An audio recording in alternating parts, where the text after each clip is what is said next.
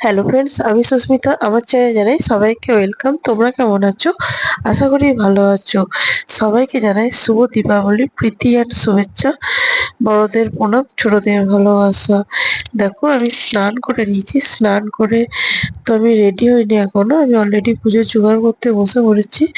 তো আমাদের এখানে ৫-৬ জায়গায় পুজো দিতে যাবো, তো তার জন্য আমি আগে পুজোর জোগাড়টা করে নিয়েছি, তারপর রেডি হব।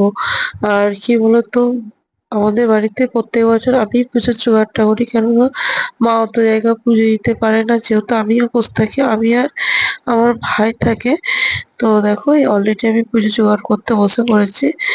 আর কি বলতো, শরীরটা একটু খারাপ খারাপ লাগছে, কেননা এই সন্ধ্যাবেলায় চান করেছি তো।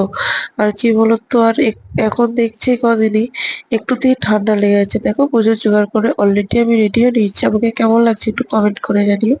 আর এটা হচ্ছে আমাদের এখানকার বাড়ির সামনে যে অভয় সাধুর আশ্রম, ওখানে পুজো দিতে চলে গেছিলাম। দেখো, আর এখানে সবাই অলরেডি পুজো দিতে চলে এসছে।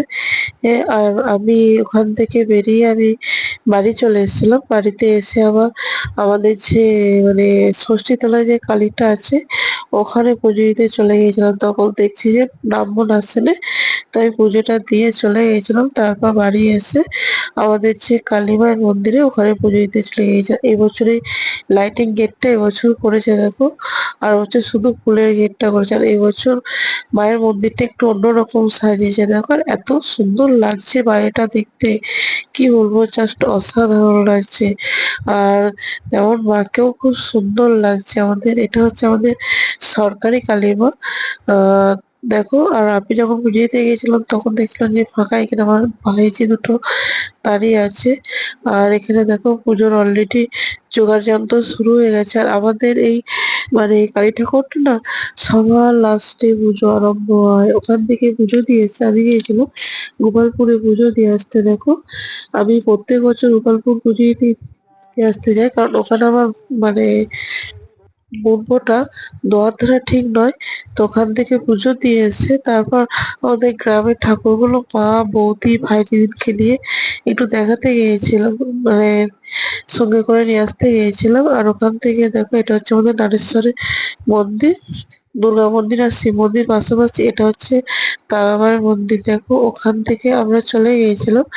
তো দেখো, আরেকটা কালী মন্দিরে, এটা হচ্ছে আমাদের নারসিপাড়া কালী মন্দির, শ্যামা শ্যামা মা। দেখো, এখানেও অলরেডি পূজার জোগাড় যন্ত্র শুরু হয়ে গেছে। আর এখানে গেছিলাম আমি আর আমার বৌদি। আমার বৌদি পরেছিল একটা মায়ের আর আমার প্রায় এক কালারের শাড়ি। আমার যে টুয়েল টোন, আর মা একটা হালকা গ্রিন কালারের শাড়ি পরেছিল। আর আমি এখানে মায়েরকে নিয়ে যখন ঠাকুর দেখতে গিয়েছিলাম, তখন অলরেডি পুজো মানে আরম্ভ হবে, ঘর তুলতে যাবে, সব জোগাড় জান্তি।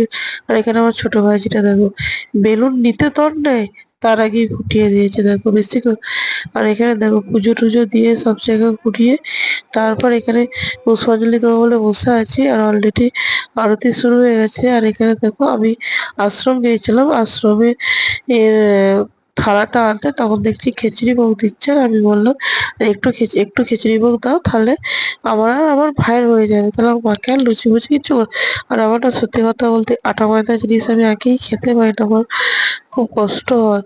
আর এখানে ওখানে পুজো দিয়ে এসে তারপর এখানে আমি বসেছিলাম, জিজ্ঞেস করলাম যে কতক্ষণ লাগবে, মানে পুষ্পাঞ্জলি দিতে, কটায় পুষ্পাঞ্জলি দেওয়া হবে।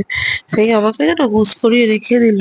আমি বললাম একটু যাই, আমি শাড়িটা চেঞ্জ করে আসি।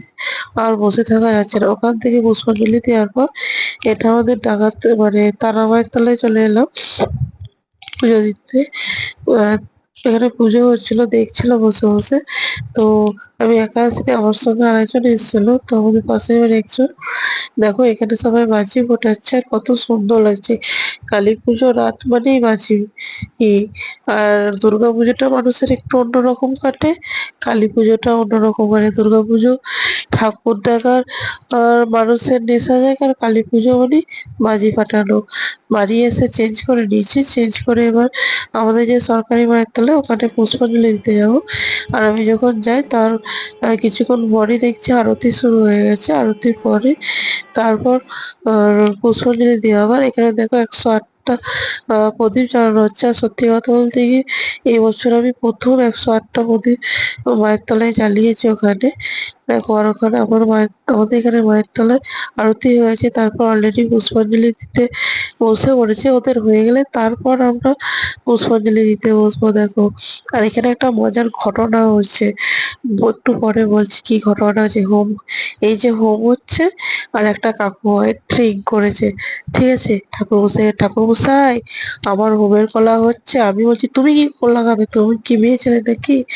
দিয়ে বলছে যে না না, আমাকে হোমের কলা দিতেই হবে। দেখো, আর এখানে অলরেডি এই দেখো, বলছে হোমের কলা হচ্ছে না, ওকে আবার হোমের কলা পুড়িয়ে দিল।